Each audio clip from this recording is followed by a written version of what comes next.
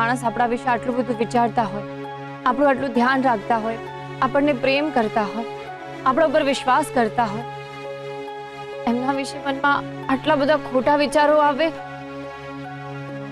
ના ના, મારે ભગવાનનો આભાર માનવો જોઈએ કે એણે આપણને બંનેને અહીંયા જ મેળવી દીધા. ત્યાં સુધી હું તમારી માફી નહીં માંગી લઉં ને મને જરાય ચેન નહીં પડે. પ્લીઝ નેહાબેન, મને માફ કરી દો. મારાથી બહુ જ મોટી ભૂલ થઈ ગઈ. મેં તમારા વિશે બહુ જ ખોટા વિચારો કર્યા છે. મને માફ કરી દો. પ્લીઝ મને માફ કરી દો. આ શું કરે છે કેસર? ઊભી થા. ના, હું મારી ભૂલને જ માફી માંગી રહી છું. પ્લીઝ મને માફી માંગવા દો. કેસર આવું નહીં કર, ઊભી થા. મને માફ કરી દો. મારાથી બહુ મોટું પાપ થઈ ગયું છે. ઊભી થા પ્લીઝ. કેવું પાપ? મેં તમારા ઉપર ડાઉટ કર્યો હતો.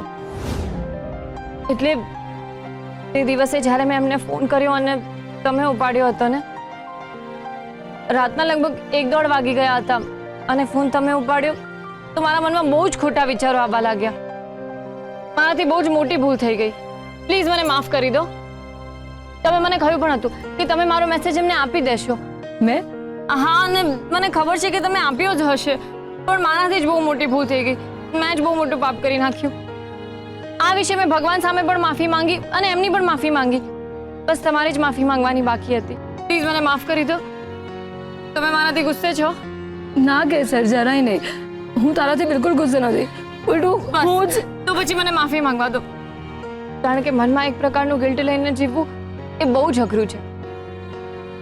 આનાથી મોટી સજા આપણા માટે કાંઈ નથી હોતી. મને માફ કરી દો. મેં તમને બધું કહી દીધું ને, હવે મન હળવું થઈ ગયું છે. પ્લીઝ મને માફ કરી દો. મેં તમારી અને એમની પવિત્ર મિત્રતા ઉપર ડાઉટ કર્યો. મારાથી ભૂલ થઈ ગઈ.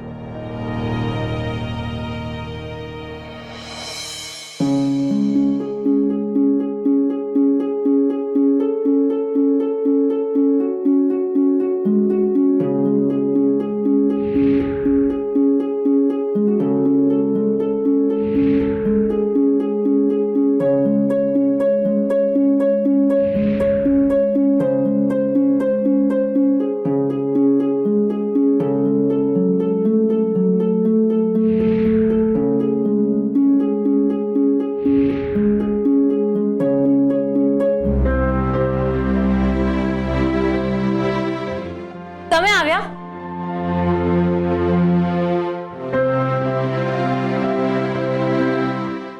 કેસર, સોરી, બેબી માસી મને કહ્યું કે તમે આવ્યા છો ને મારા વિશે પૂછતા હતા. પણ તમે આમ અંધારામાં કેમ બેઠા છો? સોરી હો, બહુ બધું સોરી. ના પ્લીઝ, તારે સોરી કહેવાની કોઈ જરૂર નથી. પણ તમે મારા વિશે પૂછ્યું અને હું તમારી સામે હાજર નહોતી તો મારી ભૂલ જ કહેવાય ને? ના કેસર, આને ભૂલ ના કહેવાય. તારા પોતાના કામ પણ હોય જ શકે ને. પણ તમારા કરતા મહત્વનું તો મારા માટે કાંઈ જ નથી.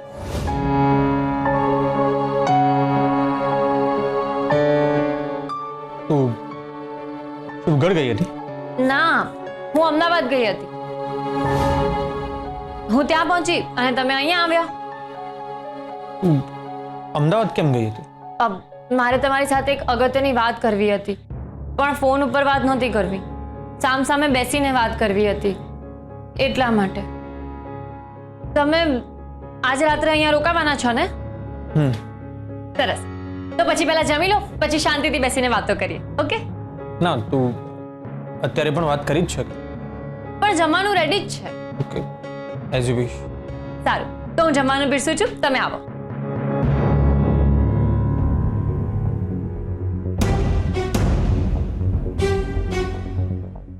અરે, હું અમદાવાદ ગઈ હતી ને તો હું નેહાબેનને મળી હતી. નેહા મળી હતી?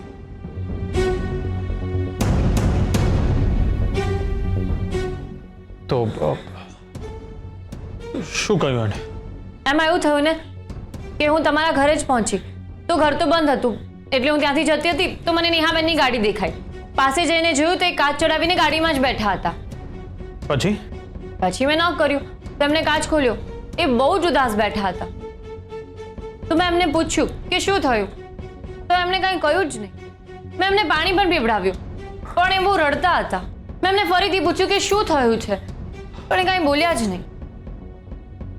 પણ જોકે મેં એમને બધું જ કહી દીધું છે કે મેં તમારા અને એમના સંબંધો ઉપર શક કર્યો હતો.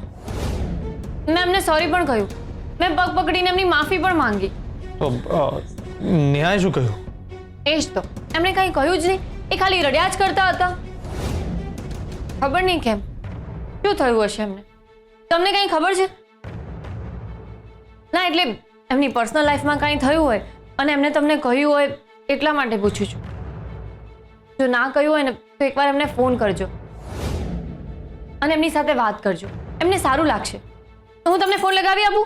ના, એટલે અત્યારે હું બહુ જ થાકી ગયો છું. હું ફ્રેશ થઈ જાઉં. હા, હજુ જમવાનું પણ બાકી છે ને. તમે ફ્રેશ થઈ જાઓ, પછી જમી લો, પછી આરામથી નેહાબેન સાથે વાતો કરજો. ઓકે?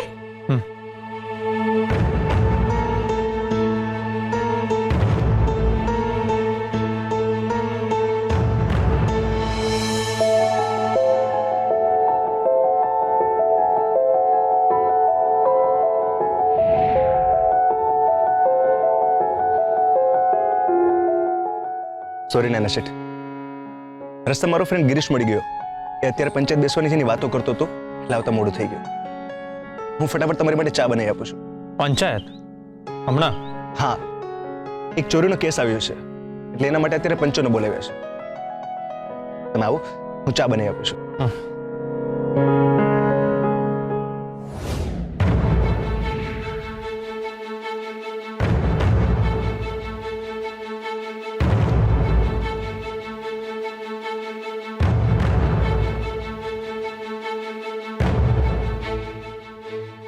સરપંચ સાહેબ, મારી બધી મહેનત એળે ગઈ. ગુજરાત સરકારે મને મદદ કરી એટલે મેં મારું પોતાનું નાનકડું કામ શરૂ કર્યું. રાષ્ટ્રીય ગોકુલમ મિશનના કારણે મેં દૂધ ભરવાનું શરૂ કર્યું. ગાયનો ઘાસચારો પણ સસ્તો મળી જતો હતો. સરસ કામ ચાલતું હતું. ધીમે ધીમે થોડા ઘણા રૂપિયા પણ મેં ભેગા કર્યા હતા. 3 મહિનામાં મેં 70,000 રૂપિયા ભેગા કર્યા હતા. અને એ રૂપિયા મેં કબાટમાં મૂક્યા હતા.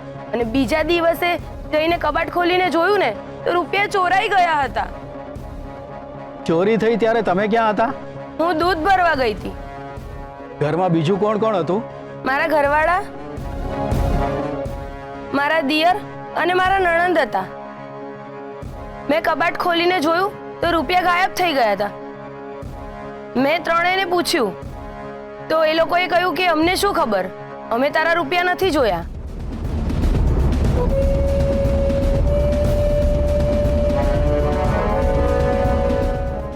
હવે તમે જ કહો, ઘરમાંથી રૂપિયા કેવી રીતે ચોરાઈ જાય?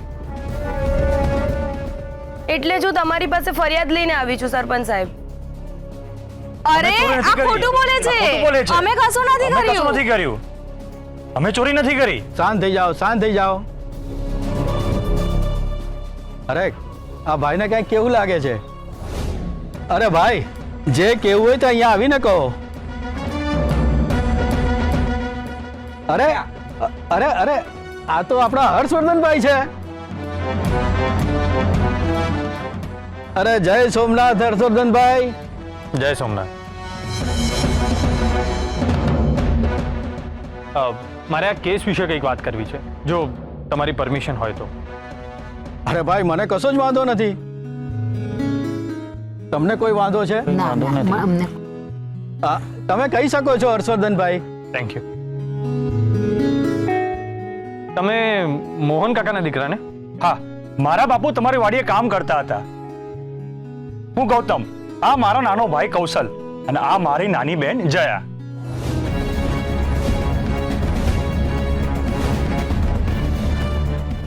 તમારા બાપુ બહુ પ્રમાણિક હતા, પણ અત્યારે આપણે વાત કરીએ આ ચોરીની. સરપંચ સાહેબ, આ ચોરી જયાબેને કરી.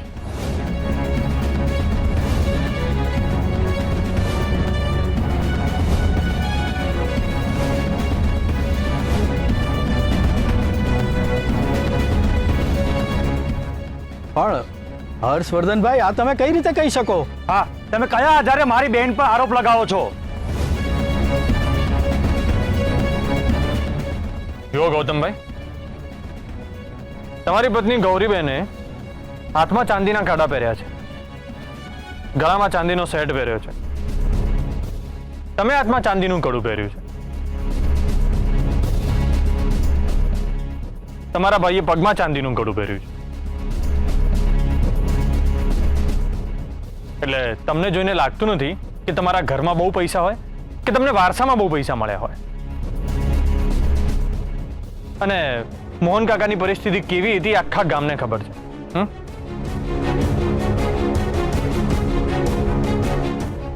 અને તમારી બહેન હજી કુંવારી છે, પણ એને ગળામાં સોનાની ચેન પહેરી છે.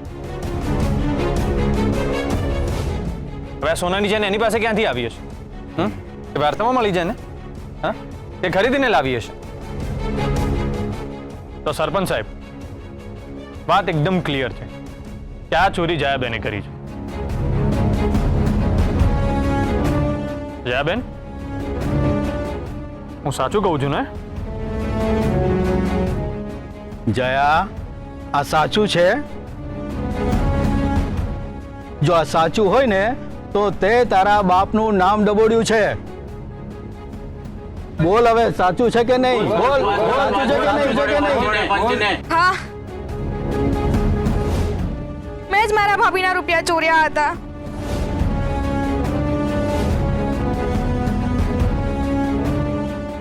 છોકરીએ આ તે ખૂબ જ ખોટું કર્યું છે. મોહનભાઈ તો કેવા પ્રમાણિક માણસ હતા, એમની પાસેથી તું કશું જ ના શીખી. નપાવક, તે ખાનદાનની ઇજ્જત ધૂળમાં મેળવી. તને તો હું એક મિનિટ, એ સ્ત્રી છે, એની પર હાથ નહીં ઉપાડજો. એને જે સજા કરવાની હશે એ પંચ કરશે. હર્ષવર્ધનભાઈ, સરપંચ સાહેબ, આ અમારા ઘરનો મામલો છે, અમે ઘરમાં જ પતાવી દઈશું. જયાબેનને માફ કરી દો, એમને કોઈ સજા ન કરતા. વાહ ગૌરીબેન, વાહ, તમે ખૂબ મહાન કામ કર્યું. તમે તમારી નણંદને માફ કરી દીધી. ભાભી,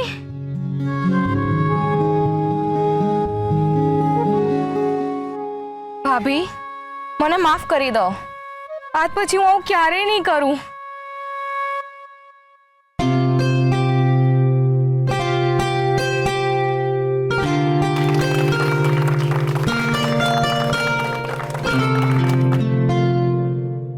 હર્ષવર્ધનભાઈ, અમારા પંચ વતી હું આપનો ખૂબ ખૂબ આભાર માનું છું.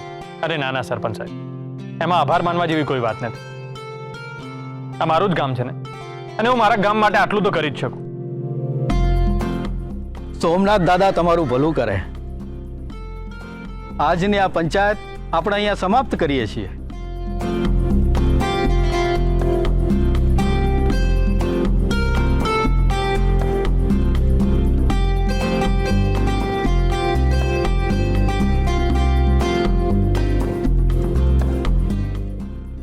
ચાલો.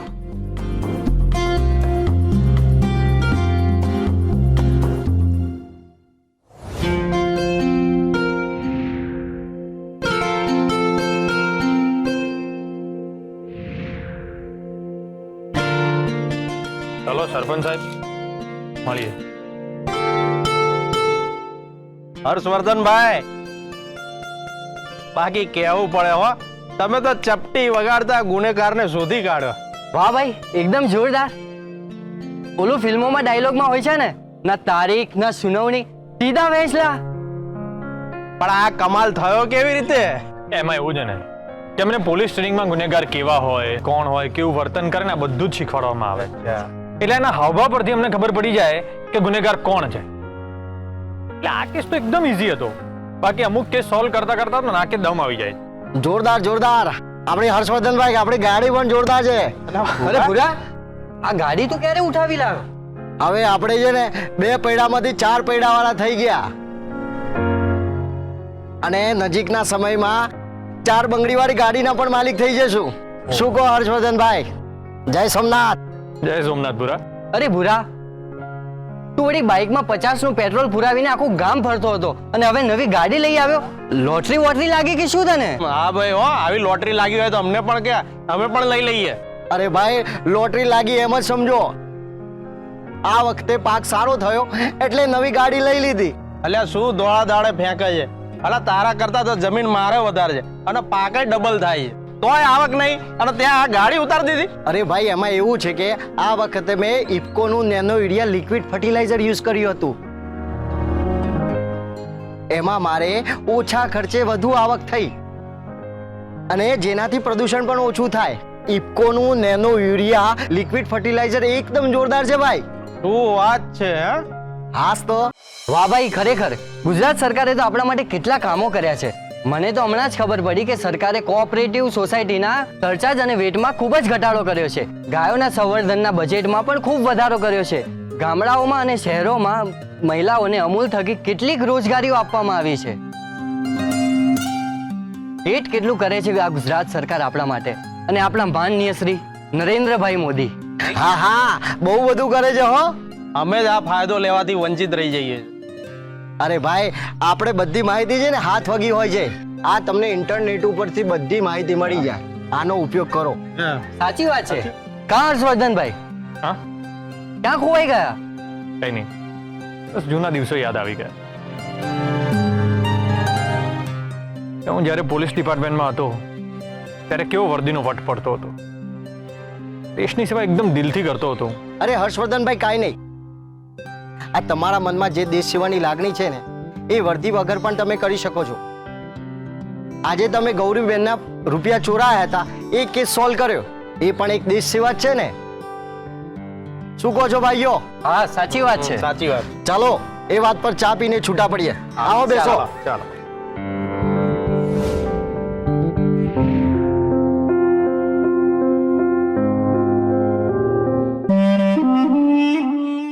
હર્ષવર્ધનભાઈ, તમને તો અમદાવાદ બહુ નજીક લાગતું હશે નહીં? રાજગઢમાં જમવાનું અને અમદાવાદમાં હાથ ધોવાના. વેદિકા બહુ આ જોક હતો. હા બેબી માસી, કેમ તમને ના સમજાયો?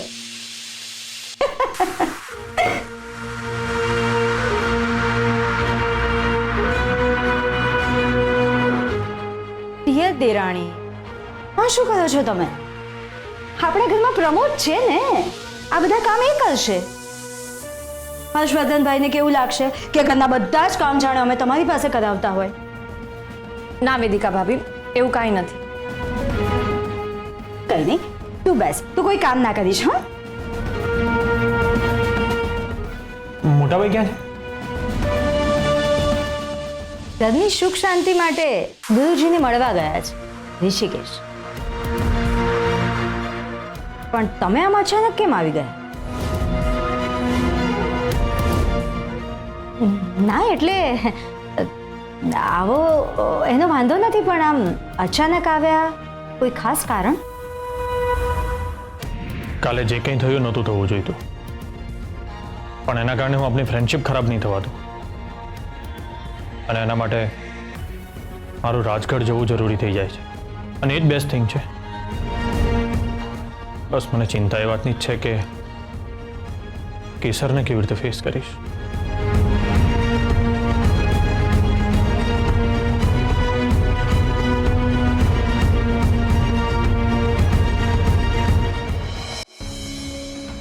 તમને કોઈ ન્યૂઝ મળ્યા છે કે શું?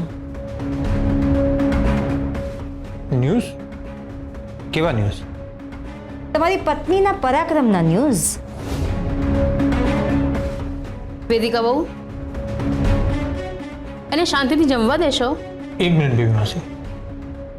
ભાભી, કેસરે કંઈ કર્યું? કાંઈ નથી કર્યું. હું તને બધું શાંતિથી કહું છું. તમે લોકો કંઈક છુપાવી રહ્યા છો મારાથી. ડિયર દેરાણી, કહી દઈએ ને. હર્ષવર્ધનભાઈ, લગ્ન વખતે આણે આપણી સામે એની ઉંમર છુપાવી હતી અને હવે અત્યારે એ ગ્રેજ્યુએશનની પરીક્ષા આપી રહી છે એ વાત છુપાવી રહી છે.